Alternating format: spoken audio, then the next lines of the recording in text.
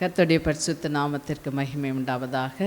இந்த அருமையான உயிர்த்தெழுந்த ஞாயிறு காலையிலே கர்த்தருடைய வார்த்தை உங்களோடு கூட பகிர்ந்து கொள்ளும்படி கர்த்தர் என்னை பலப்படுத்தினபடினால் அவருக்கு நான் நன்றி சொல்லுகிறேன்.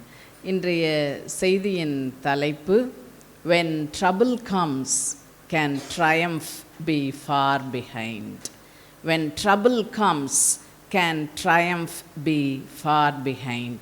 துன்பம் வரும்போது துதி தூரமாய் நிற்குமோ அது உடன் வரும். அதுதான், துன்பம் வரும் பொழுது துதி தூரமாய் நிற்பதில்லை, அது உடன் வரும்.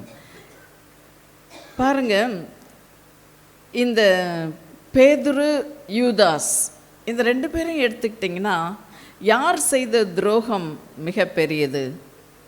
யூதாஸ் காட்டி கொடுத்தான், பேதுரு அவரை அறியேன் என்று மறுதலித்தார்.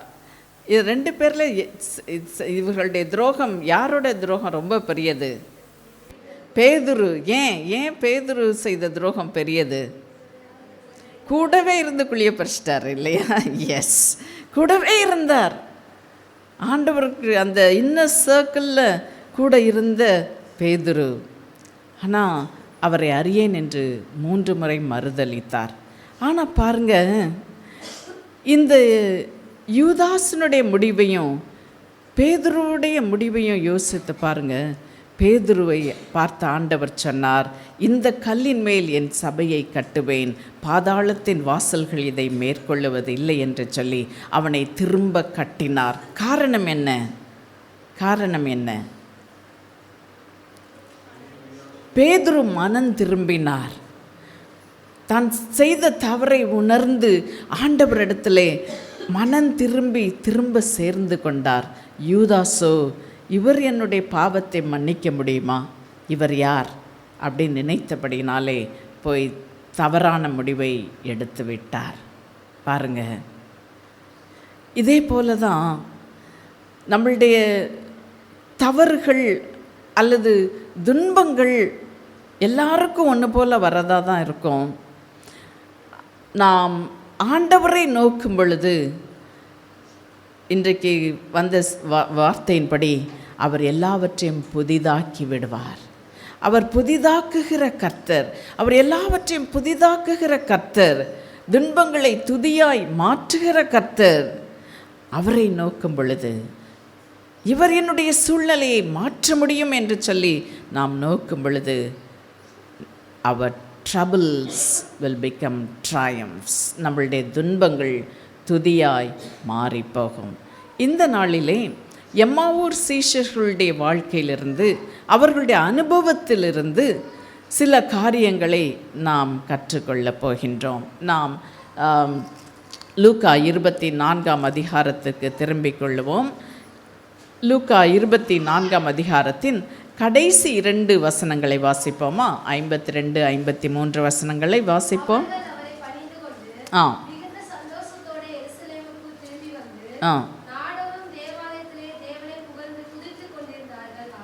ஆமென். அவர்கள் அவரை பணிந்து கொண்டு மிகுந்த சந்தோஷத்தோடு எருசலேமுக்கு திரும்பி வந்து நாள்தோறும் தேவாலயத்திலே தேவனை புகழ்ந்து கொண்டிருந்தார்கள். இங்கே நாம் பார்க்கின்ற சூழ்நிலை எப்படிப்பட்டது அப்படின்னு சொன்னால், ஆண்டவர் உயிர்த்தெழுந்து விட்டார், ஆனால் சீஷர்களுக்கோ அது தெரியவில்லை. இந்த கிளியப்பாவும் அவனோடு கூட சென்ற சீஷனும் தங்களோடு கூட சம்பாஷித்து கொண்டே இப்பொழுது எருசலேமிலிருந்து எம்மாவூருக்கு செல்லுகின்றார்கள். எருசலேமில் நடந்த காரியங்களை ஒருவரோடு ஒருவர் பேசிக்கொண்டார்கள். அன்றைக்கு அவர்கள் பார்த்த காரியம் என்ன? இயேசு அடிக்கப்பட்டார், இயேசு நிந்திக்கப்பட்டார், இயேசு சிலுவையிலே அறையப்பட்டார். இப்படி நாம் எதிர்பாராத விதத்திலே நம்மளுடைய தலைவன் நம்மை விட்டு இப்படி போய்விட்டாரே என்று சொல்லி மிகுந்த துக்கத்தோடே அவர்கள் பேசிக்கொண்டே போகும் பொழுதுதான் ஒரு காரியம் நடக்கின்றது. அங்கே அவர்களோடு கூட இன்னும் ஒருவர் தங்களுடைய பிரயாணத்திலே சேர்ந்து கொண்டார். அவர் யார்? இயேசு அவர்களோடு சேர்ந்து கொண்டார். அவர்களோடு சம்பாஷித்து கொண்டே போகின்றார். ஒரு நேரம் வரும்பொழுது தான் யார் என்பதை வெளிப்படுத்துகின்றார். இவர்கள் புரிந்து கொண்டார்கள். இவருடைய ஆவிக்குரிய கண்கள் திறக்கப்படுகிறது. அப்பொழுது ஒரு பெரிய மாற்றம். அப்போ துக்கத்தோடே தலை குனிந்து, மிகுந்த வேதனை, மிகுந்த அவமானம், மிகுந்த நிந்தை, இனி என்ன நடக்குமோ நமக்கு தெரியாதே, நம்மளுடைய ஃப்யூச்சர் எப்படி இருக்குமோ, நம்மளுடைய தலைவன் மறைந்து விட்டாரே, இனி என்ன நடக்குமோ என்ற பெரிய கேள்வியோடு துக்கத்தோடு அவர்கள் கடந்து சென்று கொண்டிருக்கின்றார்கள். இயேசு சந்திக்கிறார் அவர்களை. அவர்களுடைய காரியம் மாறுதலாய் முடிகின்றது. துக்கத்தோடு சென்றவர்கள் இப்பொழுது எம்மாவூரிலிருந்து மறுபடியும் எருசலேமுக்கு திரும்பி வருகின்றார்கள். எப்படி? சந்தோஷத்தோடே அவர்களும் மற்ற சீஷர்களும் சேர்ந்து எருசலேமுக்கு சந்தோஷத்தோடே திரும்பி வந்து நாள்தோறும் தேவாலயத்தில் தேவனை புகழ்ந்து துதித்து கொண்டிருந்தார்கள். அப்போது அவர்களுடைய துன்பம் எல்லாம் துதியாக மாறியதற்கு சில காரணங்கள். மாறுவதற்கு இயேசு என்ன செய்தார்? அவளுடைய துன்பம் துதியாய் மாறுவதற்கு சீஷர்கள் என்ன செய்தார்கள்? இப்போ இன்றைக்கு வாழ்கின்ற கிறிஸ்தவர்களாகிய நாம் நம்மளுடைய துன்பங்கள் துதியாய் மாறுவதற்கு நாம் செய்ய வேண்டியது என்ன? இந்த 3 பகுதியாக நாம் பார்க்க போகின்றோம். துன்பங்கள் துதியாய் மாறுவதற்கு இயேசு என்ன செய்தார்? சீஷர்கள் என்ன செய்தார்கள்? நாம் என்ன செய்ய வேண்டும்? இதைத்தான் நாம் பார்க்க போகின்றோம். இயேசு என்ன செய்தார்? அதுதான் முதல் பகுதி. இயேசு அவர்களுடைய துக்க நேரத்தில் அவர்களோடே கடந்து வந்தார். அதுதான் அவர் செய்த முதல் காரியம். 24ஆம் அதிகாரம் 15ஆம் வசனத்தை வாசிப்போமா?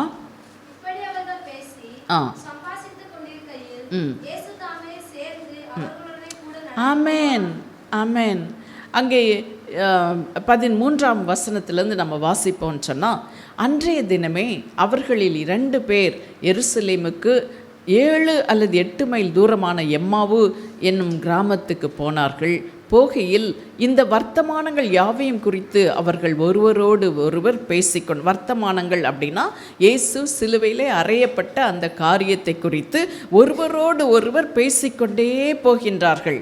இப்படி அவர்கள் பேசி சம்பாஷித்து கொண்டிருக்கையில், இப்படி நடந்து போயிடுச்சே அப்படின்னு சொல்லி சம்பாஷித்து கொண்டிருக்கையில் இயேசு தாமே சேர்ந்து அவர்களுடனே நடந்து போனார். அவர்களுடைய கூட நடந்து போனார். அவருடைய துன்ப நேரத்தில், துக்க நேரத்தில், ஐயோ இப்படி நடந்து விட்டதே, இனி நம்மளுடைய வாழ்க்கை எப்படி இருக்குமோ, இனி என்னுடைய எதிர்காலம் எப்படி இருக்குமோ என்று சொல்லி அவர்கள் யோசித்து துக்கத்தால் நிறைந்து சென்று கொண்டிருந்த பொழுது இயேசு அவர்களோடு கூட சேர்ந்து நடந்து சென்றார்.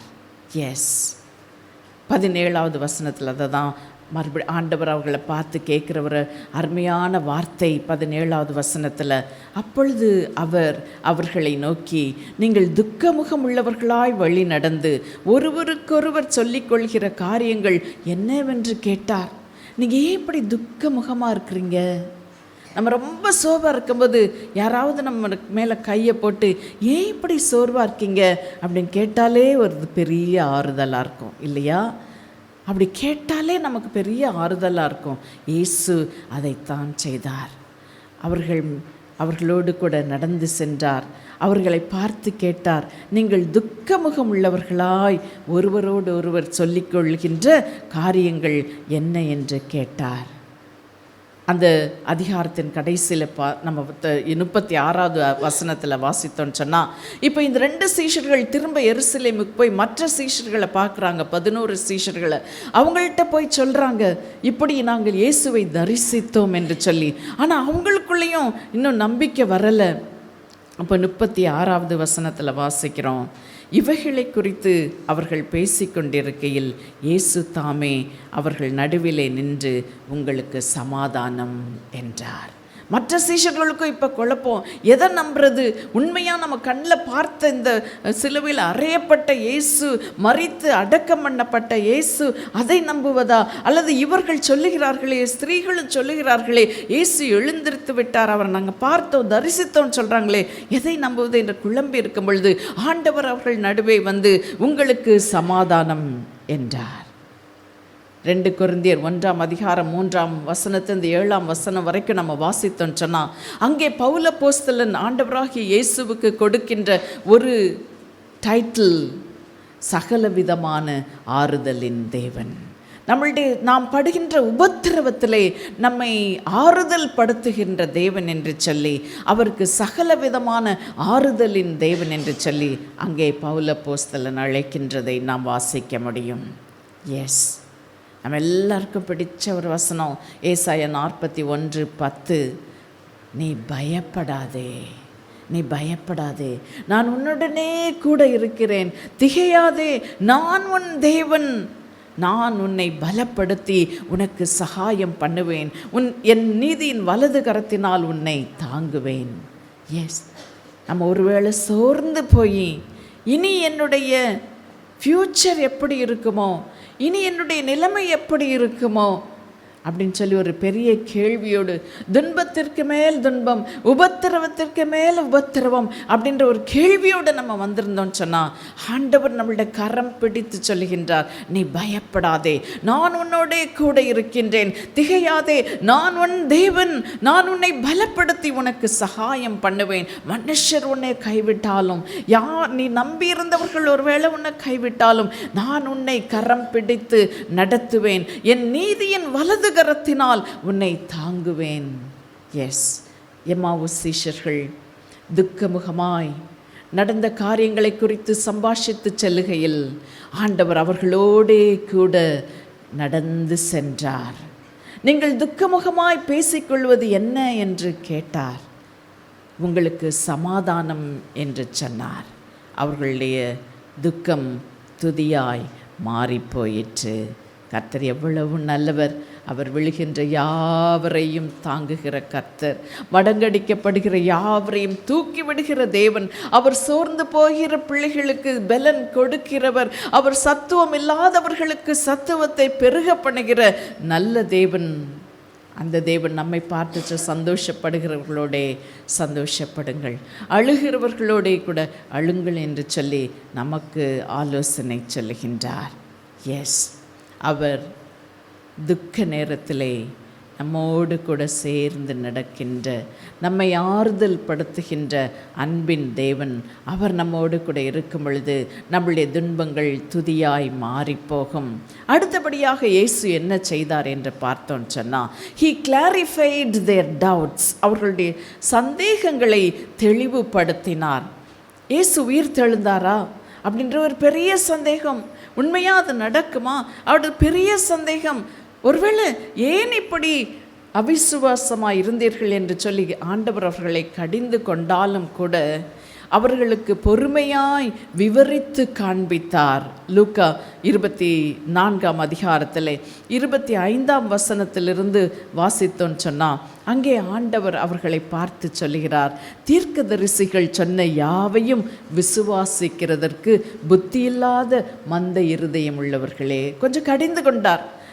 தீர்க்கதரிசிகள் மூலமாக சொல்லப்பட்டதை எவ்வளவு முறை நானும் உங்களுக்கு சொல்லியிருக்கேனே கூட இருக்கும் பொழுது, அதெல்லாம் உங்களுக்கு நம்ப முடியலையா அப்படின்னு சொல்லிட்டு, கிறிஸ்து இவ்விதமாய் பாடுபடவும் தமது மகிமையில் பிரவேசிக்கவும் வேண்டியது என்று சொல்லி மோசே முதலிய சகல தீர்க்கதரிசிகளும் எழுதின வேத வாக்கியங்கள் எல்லாவற்றிலும் தம்மை குறித்து சொல்லியவைகளை அவர்களுக்கு விவரித்து காண்பித்தார். நிறைய நேரம் நமக்கு அப்படி சந்தேகங்கள் வரும் பொழுது ஆண்டவரை நோக்கி பார்ப்போம்னு சொன்னால், அவர் நமக்கு வசனங்களை விவரித்து காண்பிப்பார். மோசே முதல் அங்கே ஆரம்பித்து கடைசி வரைக்கும் தன்னை பற்றி சொல்லப்பட்ட தீர்க்க தரிசன வசனங்களை விவரித்து காண்பித்தார். எஸ், மத்தேயு 14ஆம் அதிகாரத்தில் நம்ம வாசிக்கும்போது ஆண்டவர் 4ஆம் ஜாமத்திலே கடலிலே நடந்து வருகிறார். சீஷர்கள் பார்க்குறாங்க, ஐயோ ஆவேசம் என்று கத்தும்போது பேதுரு சொல்கிறார், ஆண்டவரே இது நீர்தான், இயேசுதான் அப்படின்னு சொன்னால் நானும் நடந்து வருவதற்கு எனக்கு உதவி செய்யுங்க. ஆண்டவர் சொல்கிறார், வா. பேதுரு நடந்து வர்றார். ஆனால் காற்று பலமாய் வீசும்போது என்ன செய்கிறாரு? மூழ்கி போகிறார். ஆண்டவர், நீ மூழ்கி அப்படியே கடலுக்குள்ளே போன்னு விட்டாரா? இல்லை. அவனை பார்த்து சொன்னார், திடன் கொள்ளுங்கள், நான் தான், மற்ற சீஷர்களை பார்த்து சொன்னார், திடன் கொள்ளுங்கள், நான் தான், பயப்படாதிருங்கள் என்று சொன்னார். பேதுருவை கரம் பிடித்து தூக்கி எடுத்தார். அவிசுவாசியா இராதே என்று சொன்னார். தோமா பாருங்க, ஆண்டவராகிய இயேசு தரிசிக்கும் போது சீஷர்களுக்கு தரிசனம் கொடுக்கும்போது தோமா அங்கே இல்லை. நம்ம இன்னைக்கு வரைக்கும் தோமாக்கு கொடுக்குற பேர் என்ன? டவுட்டிங் தாமஸ் இல்லையா? இன்னைக்கு வரைக்கும் நம்ம என்ன தான் சொல்கிறோம்? டவுட்டிங் தாமஸ் தான் சொல்கிறோம். ஆனால் ஆண்டவர் அவனை டவுட்டிங் தாமஸ் நிச்சயமாக சொல்ல மாட்டார்னு நினைக்கிறேன். ஏன்னு சொன்னால் அவனுக்கு சந்தேகம் வந்தது.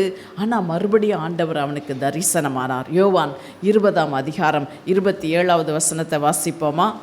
யோவான் 20:27.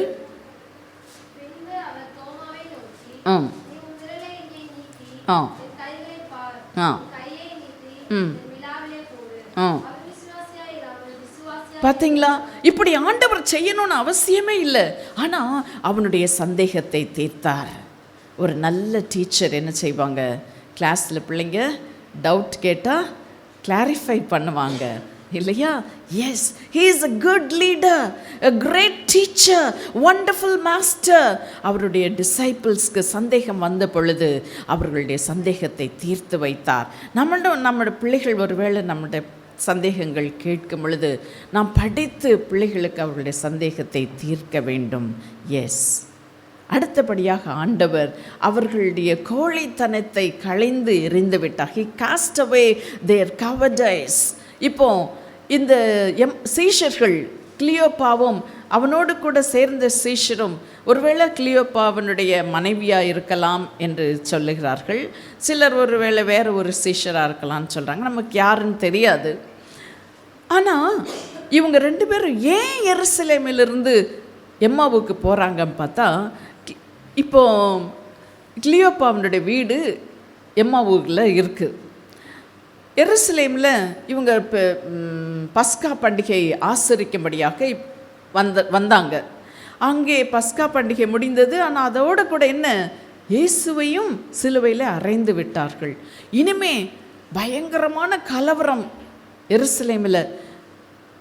இனி இங்கே இருந்தால் சரிப்படாது, நம்ம சேஃபாக எங்காவது ஒரு இடத்துக்கு போயிடணும்னு சொல்லி எம்மாவுக்கு கோழைகளாக கடந்து செல்லுகின்றார்கள். ஆனால் அவர்களுடைய கோழைத்தனத்தை கர்த்தர் மாற்றினார். லூக்கா 24ஆம் அதிகாரத்தில் 45ஆம் வசனத்திலேருந்து 48வது வசனம் வரைக்கும் வாசித்தோன்னு சொன்னால் அங்கே சொல்லப்பட்டு வாசிப்போமா? லூக்கா 24.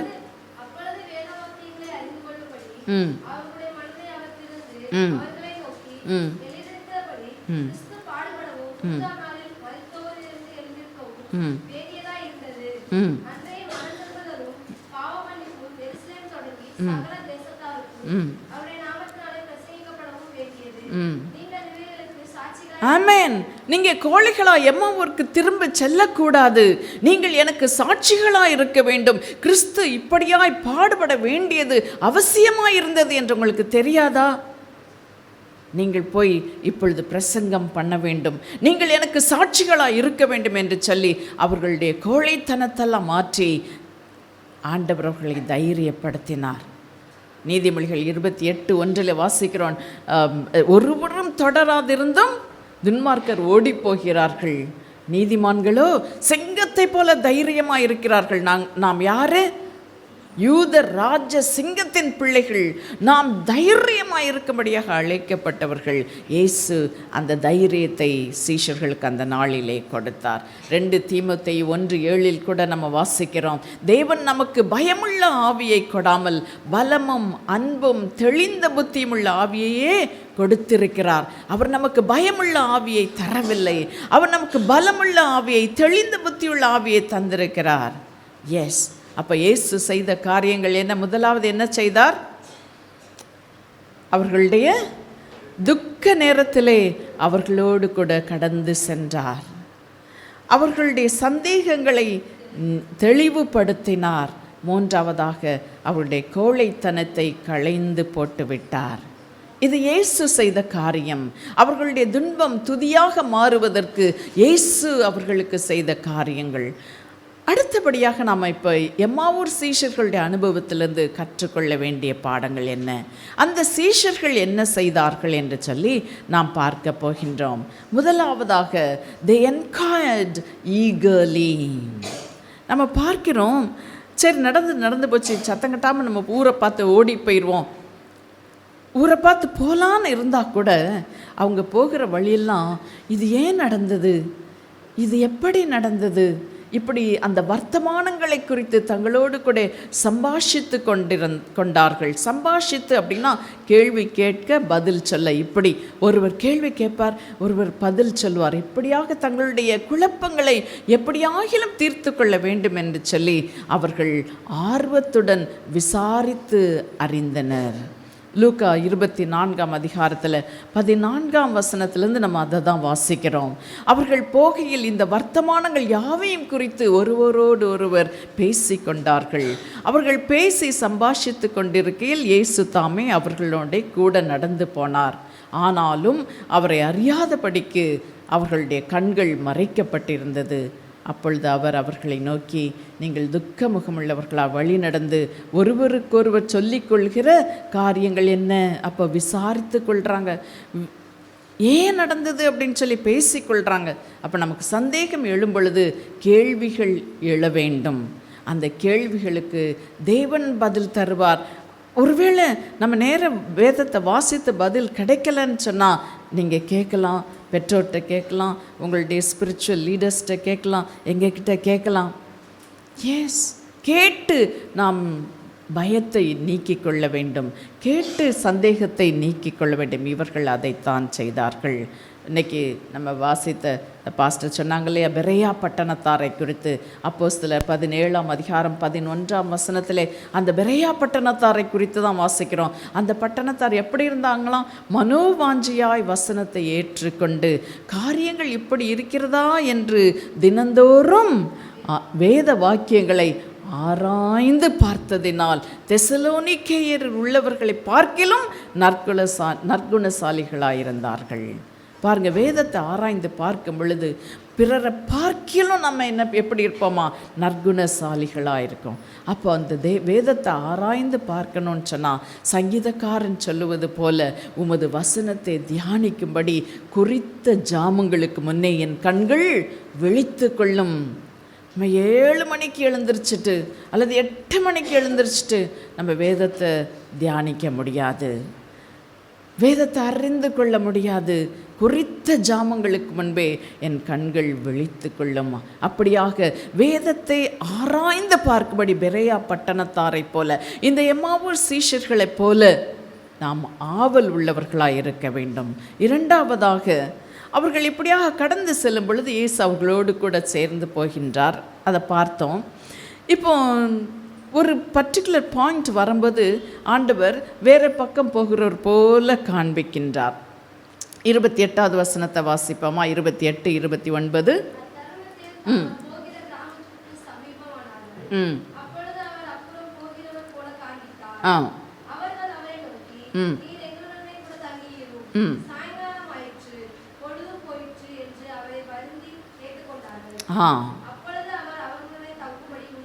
பாருங்க, இப்படியா எம்மாவூர் கிட்ட வந்துட்டாங்க.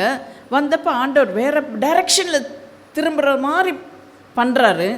உடனே இவர்கள் அவரை வருந்தி அழைத்தார்கள், தீவிரமாய் அழைத்தார்கள். என்ன சொல்கிறாங்க? நீர் எங்களுடனே தங்கியிரும், சாயங்காலம் ஆயிற்று, பொழுதும் போயிட்டுன்னு. யாருன்னே உங்களுக்கு தெரியாது. ஆனால் அந்த ஹாஸ்பிட்டாலிட்டி பாருங்கள். இவர் இனிமேல் இந்த ராத்திரி வேளையில் எங்கே நடந்து போவார்? அதனால் அவரை பார்த்து சொல்கிறாங்க, நீர் எங்களுடனே தங்கியிரும், சாயங்காலம் ஆயிற்று, பொழுதும் போயிற்று என்று வருந்தி கேட்டுக்கொண்டார்கள். சும்மா பேருக்கு சில நேரம் வாங்க அப்படி இல்லை, வருந்தி கேட்டுக்கொண்டார்கள். அப்பொழுது அவர் அவர்களுடனே தங்கும்படி உள்ளே போனார், அவருடைய வீட்டுக்குள்ளே போனார். அப்போ இயேசுவை நாம் வருந்தி நம்மளுடைய வாழ்க்கையிலே அழைக்க வேண்டும். நம்ம நிறைய பேர் வீட்டில் ஒரு பிக்சர் இருக்கும், அதாவது இயேசு ஒரு கதவுக்கு வெளியே நின்று தட்டுவது போல, இல்லையா? அந்த கதவு, அந்த பிக்சரை நீங்கள் நல்லா பார்த்தீங்கன்னா அந்த கதவுக்கு ஒரு ஹேண்டிலோ அல்லது டோர் நாபோ இருக்காது. அதை பெயிண்ட் பண்ணின ஒரு மிக மிக புகழ்பெற்ற ஒரு ஆர்டிஸ்ட், அவருடைய பேர் வில்லியம் ஹால்மன் ஹண்ட். வில்லியம் ஹால்மன் ஹண்ட் என்பவர் அந்த பிக்சரை பெயிண்ட் பண்ணிவிட்டு தன்னுடைய நண்பர்களிடத்திலே அந்த படத்தை காண்பித்தாராம்.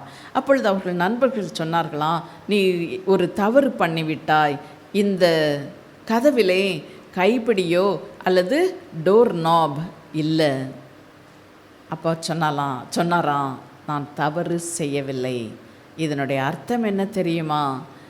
இது உள்ளிருந்து மாத்திரம்தான் திறக்க முடியும். இதை ஆண்டவர் ஃபோர்ஸ் பண்ணி திறந்து உள்ளே போக மாட்டார். இதோ வாசற்படியிலே நின்று நான் தட்டுகிறேன், ஒருவன் சத்தத்தை கேட்டு கதவை திறந்தால் நான் அவனிடத்தில் பிரவேசிப்பேன். நான் ஃபோர்ஸ் பண்ணி கதவை திறந்து போக மாட்டேன். I am a gentle God. Yes, but we have to invite him earnestly. So முதலாவது என்ன செய்தார்கள் சீஷர்கள்? ஆர்வத்தோடு விசாரித்தார்கள். இரண்டாவது என்ன பண்ணினார்கள்? வருந்தி அழைத்தார்கள். எங்களோடு தங்கியிரும், சாயங்காலம் ஆயிற்று, பொழுதும் போயிற்று என்று சொல்லி அவரை வருந்தி அழைத்தார்கள். மூன்றாவதாக they invested boldly. தைரியமாக முதலீடு செய்தார்கள். என்ன முதலீடு செய்தார்கள்? லூக்கா 24 அதிகாரத்திலே 30வது வசனத்தை வாசிப்போம்.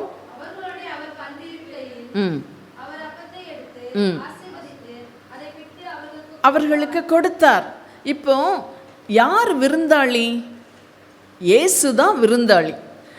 கிளியோப்பாவும் ஒருவேளை அவனோட மனைவியோ அல்லது இன்னொரு சீஷரோ இவங்களை இயேசுவை உபசரிக்கணும் இல்லையா? இவங்க ஆனால் என்ன பண்ணுறாங்க? வீட்டில் இருந்த அப்பத்தெல்லாம் கொண்டு போய் இயேசுவினிடத்திலே கொடுக்கிறார்கள். பாருங்கள், அதுக்கு ஒரு துணிச்சல் வேணும். சில நேரம் சமையல் பண்ணிவிட்டு விருந்தாட்கள் வர்றாங்க அப்படின்னு என்ன செய்ய மாட்டோம்? ஃபுல்லாக சமைச்சதெல்லாம் கொண்டு போய் டேபிளில் வைக்க மாட்டோம். எல்லாத்தையும் சாப்பிட்டு போயிட்டாங்கன்னு என்ன பண்ணுறது? அதனால் கொஞ்சத்தை எடுத்து வீட்டாருக்குன்னு எடுத்து வச்சிரும் இல்லையா? அப்படி இல்லை, இவங்க இயேசுவிடத்தில் அப்பத்தை கொடுத்ததுனால தான் இயேசு அந்த அப்பத்தை எடுத்து அதை ஆசீர்வதித்து அதை பிட்டு அவர்களுக்கு கொடுத்தார். தங்களுக்கு உள்ளதை ஆண்டவரிடத்திலே கொடுத்தார்கள். அது மாத்திரமல்ல, 52வது வசனத்தில் நம்ம பார்த்தோம், அவர்கள் மிகுந்த சந்தோஷத்தோடு எருசலேமுக்கு திரும்பி வந்தார்கள். எருசலேமிலிருந்து எம்மாவூர் எவ்வளவு தூரம்னு பார்த்தோம்? 7 அல்லது 8 மைல் தூரம். இப்போ எம்மாவூர் போயிட்டாங்க. ஆனால் ஆண்டவர் இவர்களோடு இடைப்பட்ட உடனே, அவங்களுடைய துன்பம் துதியாய் மாறின உடனே திரும்ப இப்போ எருசலேமுக்கு போகிறார்கள். அப்போ இன்னும் எவ்வளோ தூரம் நடக்கணும்? அதே தூரம், 7-8 மைல் தூரம். 7-8 மைல் தூரம் நடந்து எம்மாவூருக்கு வந்திருக்கிறாங்க. இப்போ எம்மாவூர்ல இருந்து திரும்ப எருசலேமுக்கு போகிறாங்க. என்ன நேரம் அது? என்ன நேரம்? இரவு நேரம். அவங்க டயர்டாக இருந்திருப்பாங்க. இப்போ படுத்தா தூக்கம் வந்துடும். ஆனால் அப்படி அல்ல. இயேசு அப்படின்னு உங்கள் கண்கள் திறக்கப்பட்டது. அவர் அப்பத்தை பிட்டு அவர்களோடு கொடுத்து அப்படியே மறைந்து போனார். அப்போதான் ரியலைஸ் பண்ணுறாங்க, உயிர்த்தெழுந்த இயேசு. அவர் நம்மோடு கூட பேசுகையில் நம்மளுடைய இருதயம் கொழுந்து விட்டு எரியவில்லையா? வழியிலே அவர் நம்மோடு கூட சம்பாஷித்து கொண்டு வருகையிலே நம்மளுடைய இருதயம் கொழுந்து விட்டு எரியவில்லையா? அப்போ கண்கள் திறக்கப்படுகிறது அவர்களுக்கு. ஆகவே தங்களுக்கு உள்ளதை கொடுத்தார்கள். அது மாத்திரமல்ல, அந்த 7-8 மைல் தூரம் திரும்பவும் நடந்து வருவதற்கு தங்களை ஒப்பு கொடுத்தார்கள். தங்களுடைய நேரத்தை, தங்களுடைய முயற்சியை ஆண்டவருக்காக கொடுத்தார்கள். எஸ், ஆண்டவருக்காக நாம் எதை கொடுக்க நாம் தயாராக இருக்கின்றோம்? ஆண்டவருக்காக அந்த இருட்டு நேரத்தில், எவ்வளவோ பலவீனமாக இருந்த நேரத்தில் திரும்ப எருசலேமுக்கு வர தங்களை ஒப்பு கொடுத்து திரும்ப சென்றார்கள். திரும்ப அவர்கள் அதே ஸ்பீடில் பிரசங்கம் பண்ண ஆரம்பித்தார்கள் என்று சொல்லி நாம் பார்க்கின்றோம். ஸோ 3 காரியங்களை பார்த்தோம் இல்லையா? என்னெல்லாம் சொல்லுங்க? சீஷர்கள் என்ன பண்ணினாங்க? ஆர்வத்துடன் விசாரித்தார்கள், இயேசுவை வருந்தி அழைத்தார்கள், உள்ளதை கொடுத்தார்கள், முதலீடு செய்தார்கள். அப்போ இந்த சீஷர்களுடைய வாழ்க்கையிலிருந்து நாம் கற்றுக்கொள்ள வேண்டியது என்ன? இதை தான் 3வது பகுதியாக, கடைசி பகுதியாக நாம் பார்க்க போகின்றோம். இந்த சீஷர்களுடைய அனுபவத்திலிருந்து நாம் கற்றுக்கொள்ள வேண்டிய பாடங்கள் என்ன? What are we supposed to do? முதலாவது, recognize Jesus in his word. லூக்கா 24ஆம் அதிகாரம் 32வது வசனம் வாசிப்போம்.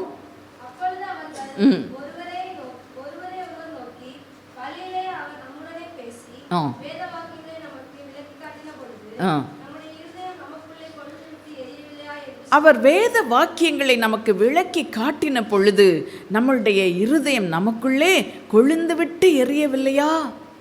அப்போ அந்த வார்த்தை தான் இயேசு. யோவான் 1ஆம் அதிகாரம் 1ஆம் வசனத்தில் நம்ம வாசிக்கிறோம் இல்லையா?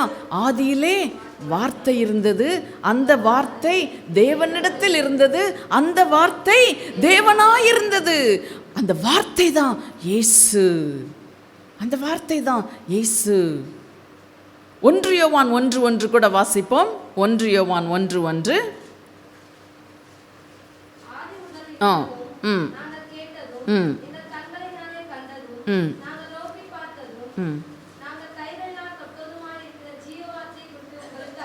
பார்த்தீங்களா? யோவான் தன்னுடைய சொந்த அனுபவத்திலிருந்து சொல்றாரு, நாங்கள் கேட்டதும், எங்கள் கண்களினாலே நாங்கள் கண்டதும், நாங்கள் நோக்கி பார்த்ததும், எங்கள் கைகளினாலே தொட்டு பார்த்ததும். வார்த்தையை தொட்டு பார்க்க முடியுமா? யாரை அப்போ தொட்டு பார்த்தாங்க? யாரை தங்களுடைய கண்களால் பார்த்தாங்க? இயேசுவை பார்த்தார்கள். ஆனால் இவர் இங்கே என்ன சொல்கிறாரு? நாங்கள் கண்டதும், நாங்கள் கேட்டதும், நாங்கள் தொட்டு பார்த்ததுமாகிய இயேசுவை குறித்துன்னு சொல்லலை, ஜீவ வார்த்தையை குறித்து உங்களுக்கு அறிவிக்கிறோம். அப்போ இயேசு தான் வார்த்தை, வார்த்தை தான் இயேசு. இயேசுவை நான் பார்க்கணும், இயேசுவை நான் பார்க்கணும். சிலர்லாம் சொல்கிறாங்களே, தரிசனத்தில் இயேசுவை பார்த்தேன். அப்படி நீங்கள் புலம்ப வேண்டாம். இந்த வார்த்தையை நம்ம கண்டு கொண்டோன்னு சொன்னால் அந்த வார்த்தை தான் இயேசு. இந்த வார்த்தையின் மகத்துவத்தை, மேன்மையை நம்ம கண்டு கொண்டோன்னு சொல்லிட்டா அந்த வார்த்தையின் மேன்மை தான் இயேசு. Yes, recognise Jesus in his words. கர்த்தருடைய வார்த்தையிலே அவர் இயேசு என்பதை நாம் உணர்ந்து கொள்ள வேண்டும். அடுத்ததாக they returned to their responsibilities. அதே போல நாமும் we have to return to our responsibilities. நம்மளுடைய பொறுப்புகளுக்கு நாம் திரும்ப வேண்டும். எம்மாவூர் சீஷர்கள் என்ன நினைச்சாங்க? எருசலேமில் இருந்தது போதும்பா, நம்மளுடைய தலைவருக்கு நடந்தது போதும், இந்த அடி, இந்த பாடு, இந்த உதை இனி எனக்கு வேண்டாம், இந்த ரகளெல்லாம் எனக்கு வேண்டாம், நிம்மதியாக ஊருக்கு போய் எங்கள் வீட்டில் போய் நல்லா தூங்கட்டும் நான் அப்படின்னு சொல்லி அவங்க போயிட்டுருந்தாங்க. ஆனால் அவர் இயேசு, அவர் உயிர்த்தெழுந்தார். அவருடைய உள்ளங்கள் கொழுந்து விட்டு எரிந்தபடியினாலே அவர்களால் இருக்க முடியவில்லை. உடனே எருசலேமுக்கு மகிழ்ச்சியோடு திரும்பினார்கள். எருசலேம் என்பது இட் ஸ்டாண்ட்ஸ் ஃபார் ரெஸ்பான்சிபிலிட்டிஸ். அவர்கள் திரும்பி வந்து சும்மா இருக்க முடியாது, கர்த்தருடைய வார்த்தையை பிரசங்கிக்க வேண்டும். அதைத்தான் அவர்கள் இன்றைக்கு நம்ம வாசித்த மார்க்கு சுவிசேஷத்தின் கடைசி பகுதியில் கூட நம்ம பார்த்தோம் இல்லையா? நீங்கள் உலகம் எங்கும் புறப்பட்டு போய் சுவிசேஷத்தை பிரசங்கியுங்கள். அதைத்தான் இந்த சீஷர்கள் செய்தார்கள். They returned to their responsibilities. ஏதோ கிறிஸ்தவம் அப்படின்னு சொன்னால் ஜபம் பண்ணால் அற்புதம் நடக்கும், ஜீ பூம் பா மாதிரி ஏதோ ஒரு மேஜிக் நடக்கும், அதுதான் கிறிஸ்தவம் அப்படின்னு நம்ம நினைக்கக்கூடாது. It is a religion of responsibilities. நமக்குன்னு கர்த்தர் பொறுப்புகளை தந்திருக்கிறார். பொறுப்புள்ளவர்களாய் நடக்கும்படி கர்த்தர் நமக்கு அறிவுறுத்துகின்றார். Return to your responsibilities.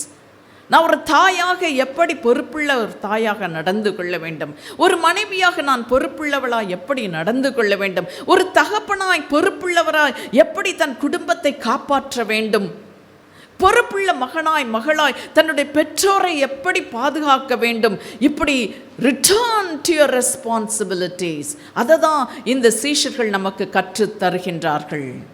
எம்மாவூர் அது எளிதான ஒரு வாழ்க்கை. It is an escapism from our duties. ஆனால் ஆண்டவர், நீ எஸ்கேப் பண்ணி ஓடாத, உன்னுடைய பொறுப்புகளை விட்டுட்டு நீ போகாத. Return to your duties, return to your responsibilities. ஒரு கணவனாய் ஒரு தகப்பனாய் நீ செய்ய வேண்டிய கடமை என்ன? ரிட்டர்ன், திரும்பு. ஒரு தாயாய் ஒரு மனைவியாய் நீ செய்ய வேண்டிய கடமை என்ன? திரும்பு. பெற்றோரை பார்க்க வேண்டிய பிள்ளைகள், உங்களுடைய கடமை என்ன? Return to your responsibilities. So recognise Jesus in his word. அதுதான் முதல் காரியம். ரெண்டாவதாக ரிட்டர்ன் டு யுவர் ரெஸ்பான்சிபிலிட்டிஸ். மூன்றாவதாக they recounted with joy. அதே போல நாமும் பிறரோடு மகிழ்ச்சியாய் பகிர்ந்து கொள்ள வேண்டும். மகிழ்ச்சியுடன் பகிர்ந்து கொள்ளுங்கள். மூன்றாவது லூக்கா 24:34-35 வசனங்களை வாசிப்போமா?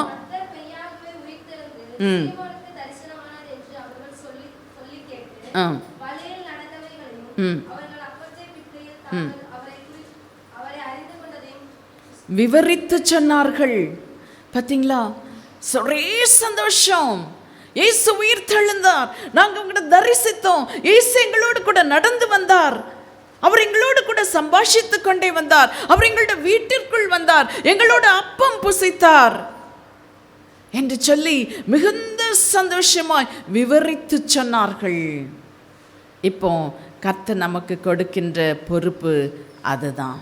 மத்தேயு 28:20 வாசிப்போமா?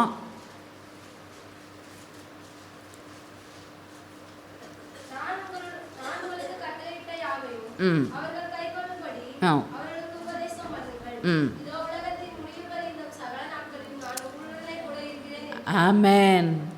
இன்றைக்கு கர்த்தர் நமக்கு கொடுக்கிற கட்டளை இதுதான். நான் உங்களுக்கு கட்டளையிட்ட யாவையும் பிறர் கை கொள்ளும்படி அவர்களுக்கு உபதேசம் பண்ணுங்கள். இதோ உலகத்தின் முடிவு பரியந்தம் சகல நாட்களிலும் நான் உங்களுடனே கூட இருக்கின்றேன்.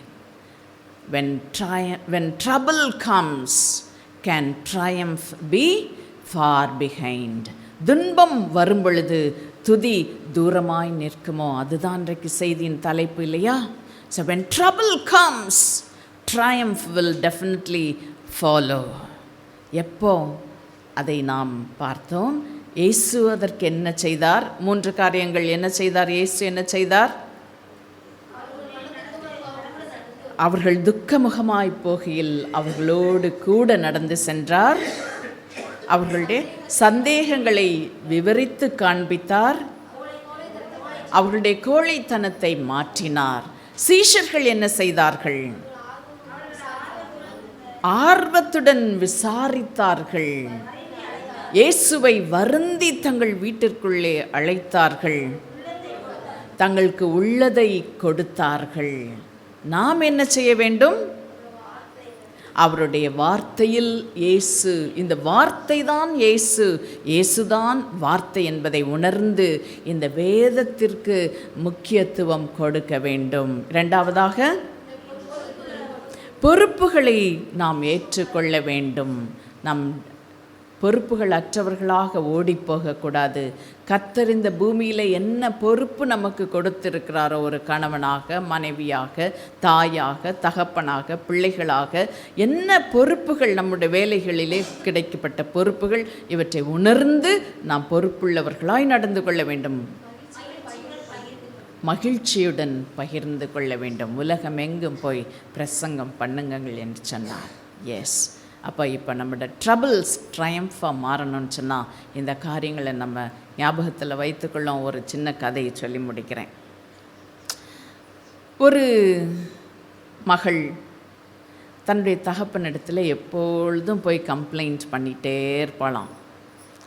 எனக்கு தான் வாழ்க்கையில் துன்பம், ஒன்று மாற்றி ஒன்று எனக்கு உபத்திரம் வந்துட்டே இருக்கு, அதுக்கு முடிவே இல்லை. இப்படியே புலம்பிக்கிட்டே இருந்த தன்னுடைய மகள்கிட்ட அந்த தகப்பன் ஒரு காரியத்தை கற்றுக் கொடுக்க விரும்பினார். அவர் ஒரு மிகப்பெரிய ஹோட்டலில் ஒரு சீஃப் செஃப். அப்போ சமையல் அறைக்கு தன்னுடைய மகளை அழைத்து சென்றார். 3 பர்னரையும் ஆன் பண்ணார். 3 சட்டியை வச்சு தண்ணி நிறைய ஊற்றினார். தண்ணி நல்லா கொதிச்சிக்கிட்டு இருந்தது. ஒரு பாத்திரத்தில் உருளைக்கிழங்கு போட்டார். அடுத்த பாத்திரத்தில் ஒரு முட்டையை மெதுவாக வைத்தார். அடுத்த பாத்திரத்தில் நல்ல நரசூஸ் காஃபி மணன்னு அப்படி கம்மன்னு மணக்கிற பொடியை கொஞ்சம் எடுத்து போட்டார். மகளுக்கு ஒன்றுமே புரியலை. என்னது அப்பா என்ன சொல்லி தரப்போகிறாரு அப்படின்ட்டு கொஞ்ச நேரத்தில் ஆஃப் பண்ணிட்டார். சரிம்மா இப்போ ஒன்றுன்னா இந்த பொட்டேட்டோவை எடுன்னு சொன்னார். எடுத்து பார்த்தா ஹார்டாக போட்ட பொட்டேட்டோ இப்போ ரொம்ப சாஃப்டாகிருச்சு. ரொம்ப டெலிகேட்டாக இருந்த அந்த முட்டை இப்போ உரித்து பார்த்தா ஹார்டாகிருச்சு. காஃபிலேருந்து நறுமணம் தாங்க முடியல. டெம்டேஷன் எப்படியாவது அதை குடிச்சிடணும் போல் இருக்குது. அப்போது சொன்னாராம், மகளே, இந்த 3 பாத்திரத்துலேயும் கொதிக்கிற தண்ணி தான் இருந்தது. உருளைக்கிழங்குக்கு வந்த சோதனையும் சரி, முட்டைக்கு வந்த சோதனையும் சரி, காஃபி கொட்டைக்கு வந்த சோதனையும் சரி, எல்லாமே ஒரே சோதனை தான். ஆனால் உருளைக்கிழங்கு நினச்சிச்சு நான் எவ்வளோ ஸ்ட்ராங் பற்றியா, என்ன சோதனை வந்தாலும் நான் ஜெயிச்சிருவேன் நினச்சி உள்ளே போச்சு. அது ஒன்றுமில்லாமல் சாஃப்டாக போயிடுச்சு. முட்டை நினச்சிச்சு நானே பாவம் லேசாக போட்டால் டொப்புன்னு உடஞ்சிருவேன். இப்படியே நினச்சி உள்ளே போச்சு. அது மனசு கடினமாயிருச்சு. ஐயோ நான் இப்படி தான் சொல்லியே அது மனசு கடினமாயிருச்சு. ஆனால் காஃபி நினச்சிச்சான், எனக்கு என்ன தான் சூடு இருந்தாலும், என்ன தான் தண்ணி எப்படி கொதித்தாலும் சரி, நான் அதனோடு கலந்து விடுவேன். நான் நறுமணமாகி பிறருக்கு நறுமணம் கொடுப்பேன் என்று தீர்மானம் பண்ணியதான். 3 பேருக்கும் வந்த உபத்திரவம் ஒன்று தான்ப்பா, எப்படி நீ எடுத்துக்கிறியோ அப்படி தான் வாழ்க்கை அப்படின்னு சொல்லி தன்னுடைய மகளுக்கு சொன்னாராம். இயேசு சொல்கிறாரு, முடிவு பரியந்தம், உலகத்தின் முடிவு பரியந்தம் நான் உங்களோட கூட இருக்கின்றேன். உபத்திரவம் உண்டு, ஆனாலும் உலகத்தை நான் ஜெயித்தேன். திடன் கொள்ளுங்கள். எல்லாருக்கும் உபத்திரவம் உண்டு, துன்பங்கள் உண்டு. ஆனால் when trouble comes, triumph can never be far behind. துன்பம் வரும் பொழுது துதி தூரமாக இருப்பதில்லை, அது உடன் வரும். இயேசு நம்முடன் இருக்கும் பொழுது கர்த்தர் உங்களை ஆசீர்வதிப்பாராக. ஆமென், ஆமென்.